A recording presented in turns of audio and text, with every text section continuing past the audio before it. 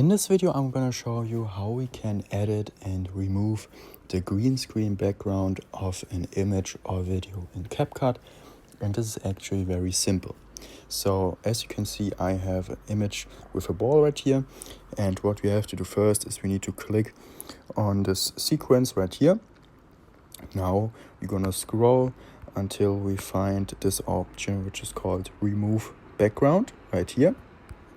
Now we're gonna click on Chroma key, and now we're gonna use this to hover over the green color. And as you can see, there's a little bit green right here. We want to remove this with the intensity. As you can see, we can drag this up and the shadow also a little bit up. And now we have removed the background of our image or video very easily in CapCut. I hope this video was useful to you. If it was useful, please consider subscribing. I'll see you in the next video.